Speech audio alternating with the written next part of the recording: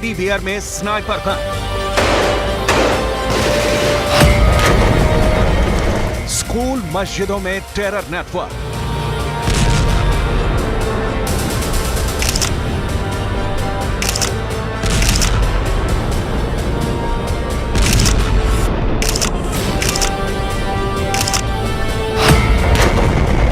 Hamas की खौफनाक साजिश।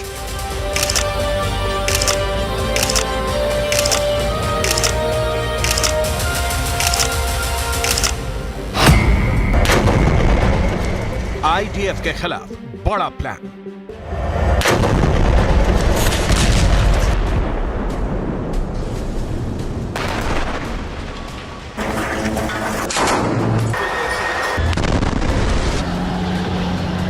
गाजा में हमास का रिएक्शन देख इजरायली सेना के होश उड़े हुए हैं।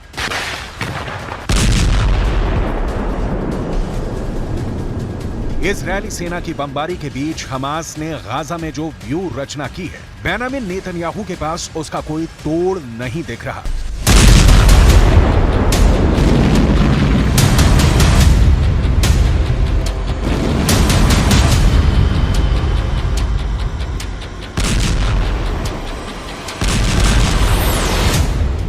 इजरायली सेना जिस ओर मूव कर रही है, हमास ने उस रास्ते में बम फिट कर दिया है।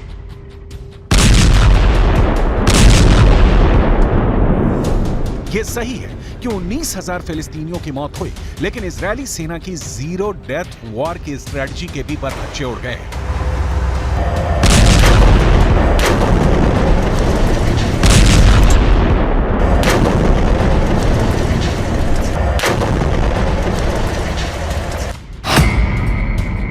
हमास के जबरदस्त प्रतिक्रिया की वजह से ही 27 अक्टूबर से, यानी जब से इजरायल ने गाजा में जमीनी हमले शुरू किए हैं, 121 इजरायली सैनिकों की मौत हो गई है।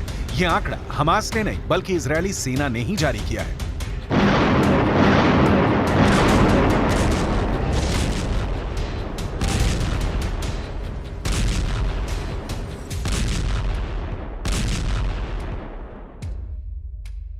चालीस से 45 किलोमीटर लंबी और 6 से 10 किलोमीटर चौड़ी गाजा पट्टी में हमास ने ऐसी कौन सी तैयारी कर रखी है कि इजरायली सेना गाजा पर अब तक कब्जा पाने में असमर्थ रही है।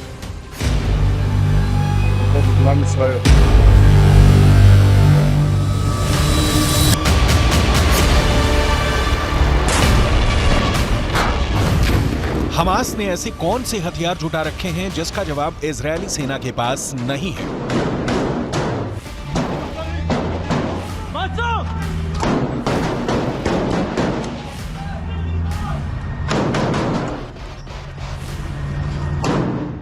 हमास के लड़ाकों ने पूरे गाजा में फैली सुरंगों की रचना कैसे कर रखी है कि इजरायल की सेना उनमें घुसने से पहले ही मात खा रही है। इन सारे सवालों का जवाब डिटेल में दिखाएंगे। अभी हमास ने इजरायली सेना के खिलाफ जो चक्रव्यूह रचा है, उसे देखिए।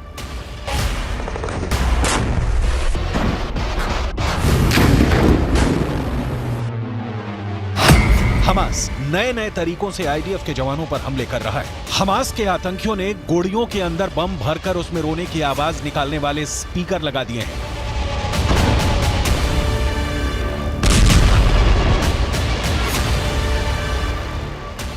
उनकी कोशिश थी कि इजरायली बंदूकों की तलाश कर रहे आईडीएफ के जवान उसे बच्चों के रोने की आवाज समझेंगे। जैसे ही उनके पास आएंगे, बम के धमाके में मारे जाएंगे।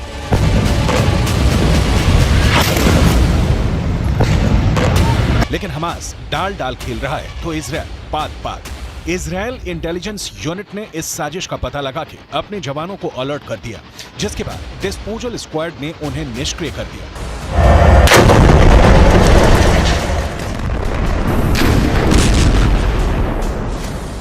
इजरायली सेना ने दावा किया है कि हमास गुड़ियों और बच्चों के बैकपैक्स को जानबूझकर एक सुरंग शॉट के पास रखा था, जो एक बड़े टनल नेटवर्क से जुड़ा हुआ था। इजरायली सेना ने उस इलाके की तलाशी ली और घात लगाकर किए गए हमले के साथ साथ क्षेत्र में हमास की खुफिया जानकारी और टैंक रोधी ठिकानों का भी पर्दाफाश किया। आईडीएफ ने दावा किया था कि हमास के आतंकियों ने टेडी बियर के अंदर स्नाइपर राइफल और बम छिपाए हुए थे। इन टेडी बियर को लेकर आतंकी आम लोगों के बीच रहे थे। इसके अलावा गाजा के कई स्कूलों और मस्जिदों के नीचे टनल नेटवर्क भी मिला है। इसके जरिए आतंकवादी सुरक्षित आवाजाही करते। इतना ही नहीं, हमास ने इजरायली सेना की नजर से बचाने के लिए स्कूल में हथियारों का गोदाम बना रखा था।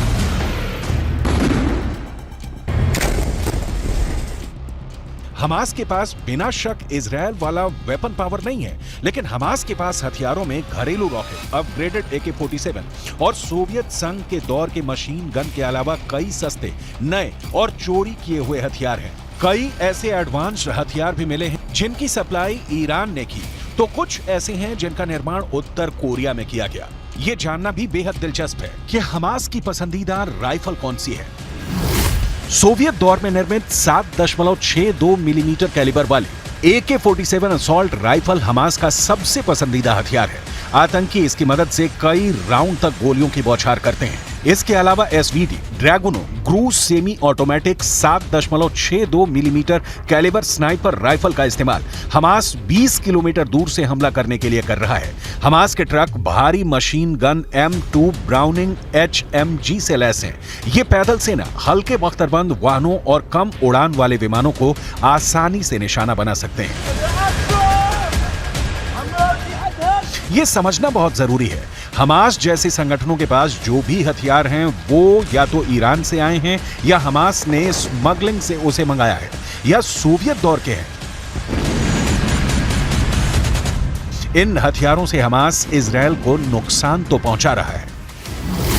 9 किलो वाला RPG-7 rocket propelled grenade launcher Hamas का फेवरेट है। ये काफी सस्ता और उपयोग में आसान है। सोवियत संघ का बना यह हथियार कंधे पर रहता है और एक ट्यूब से रॉकेट दागता है। ये रॉकेट आसानी से 200 से 700 मीटर की दूरी पर मौजूद टैंकों को आसानी से तबाह कर सकता है।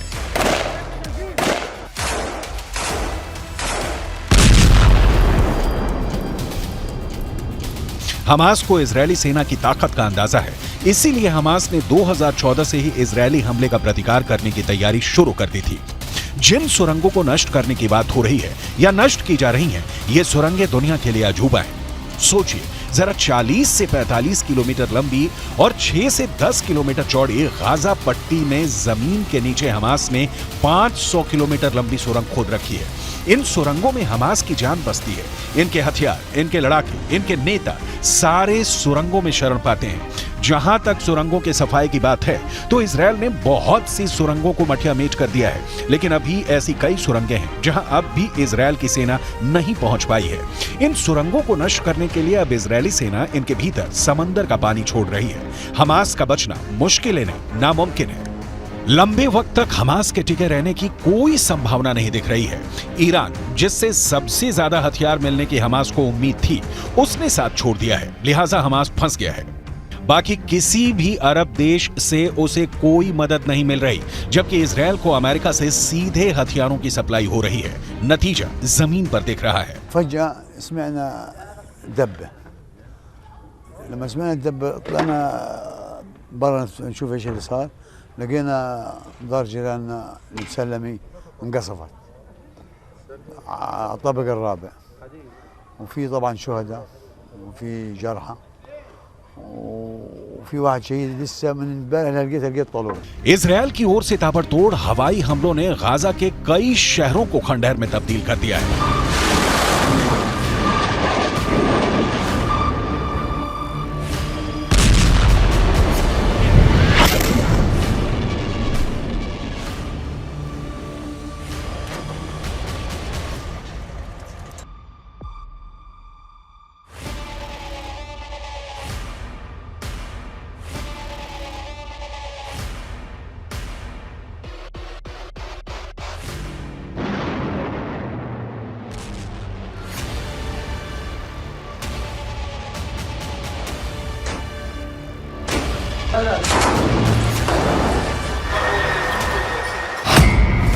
ताजा हमले में करीब 40 से ज्यादा लोगों की मौत हो गई है।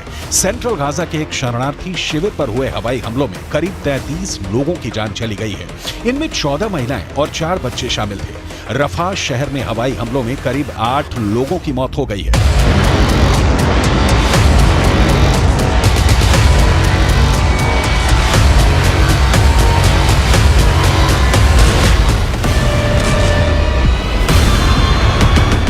हर बीतते दिन के साथ इजराइल गाजा पर अपना नियंत्रण बना रहा है। खान यूनुस में इस वक्त इजरायली सेना भीषण बमबारी कर रही है। खान यूनुस ने गाजा के कई बड़े शहरों पर इजरायली सेना ने हमले तेज कर दिए हैं। इजरायल के प्रधानमंत्री बेंजामिन नेतन्याहू को बहुत गौर से सुनिए, क्योंकि जिन्हें युद्ध विराम की उम्मीद दिख रही है उन्हें बहुत निराश होना पड़ेगा। बंधकों की मौत की हमास वाली धमकी का इजरायल के प्रधानमंत्री बेंजामिन नेतन्याहू के ऊपर कोई असर नहीं दिख रहा है। אנחנו נשיג את כל יעדינו, חיסול החמאס, שחרור כל חטופינו, והבטחה שעזה לא תהפוך מחדש למוקד טרור, הסתה נגד מדינת ישראל והתקפות נגד מדינת ישראל. אנחנו נמשיך להילחם עד הסוף למען הנופלים ולמען הבטחת חיינו כאן בארץ ישראל. इजरायल फिलिस्तीन की जंग देखते देखते कई पीढ़ियां गुजर गईं, लेकिन 2023 में जिस तरीके से युद्ध छिड़ा है उसने तबाही की नई कहानी लिख दी है। इजरायल इस इरादे के साथ मैदान में उतरा है कि हमास के अंतिम आतंकी के जिंदा रहने तक गोली चलाते रहना है, जबकि हमास इसकी कोशिश कर रहा है कि बीते सालों की तरह बंधकों के नाम पर वो युद्ध विराम करवाएगा, संयुक्त राष्ट्र में आवाज उठाएगा और विश्व बिरादरी से इजरायल पर दबाव बनवाएगा कि वो हमास पर हमला नहीं करे। हमास की ये कोशिश आंशिक रूप से रंग भी ला रही है। अमेरिका ने इजरायल को 2 टूक कहा है कि हमास के आतंकियों को मौत की नींद सुलाने के दौरान ये ख्याल रखा जाए कि किसी आम फिलिस्तीनी की इसमें मौत ना हो। लेकिन युद्ध में इजरायल इस कदर उलझा हुआ है कि अपनों तक को पहचानने में इजरायली सेना से भूल हो रही है। इन 3 युवकों को हमास ने 7 अक्टूबर को बंधक बना लिया था। इजरायली सेना ने गाजा पर हमला किया तो पहचान की संकट के कारण इन तीनों को गोली मार दी। हालांकि इजरायली सेना ने अपनी गलती कबूल कर ली है, लेकिन युद्ध में ऐसी गलती की संभावना लगातार बनी रहती है। सवाल फिर युद्ध कहां जाकर रुकेगा और 22 लाख फिलिस्तीनियों के भविष्य का क्या होगा? इस सवाल का जवाब नेतन्याहू के पास नहीं है, क्योंकि इसकी तैयारी में अमेरिका जुट गया है। जो बाइडेन का कहना है कि वो एक नई फिलिस्तीनी प्राधिकरण देखना चाहते हैं, जिसे महमूद अब्बास 2005 से चला रहे हैं। बाइडेन चाहते हैं कि संघर्ष समाप्त होने के बाद नई फिलिस्तीनी प्राधिकरण गाजा में कार्यभार संभाले। गाजा में आखिरी बार चुनाव 2006 में हुए थे। इस चुनाव में हमास को जीत मिली थी, लेकिन हमास ने सरकार बनाते ही महमूद अब्बास की फतह पार्टी के नेताओं के खिलाफ हिंसा शुरू कर दी थी। इस हिंसा में फिलिस्तीनी प्राधिकरण और फतह के हजारों कार्यकर्ता मारे गए। इस हिंसा के बाद महमूद अब्बास ने हमास के प्रमुख इस्माइल हानिया को पद से हटा दिया था, लेकिन हानिया ने इससे इनकार करते हुए फिलिस्तीनी प्राधिकरण से अपना रिश्ता तोड़ लिया था।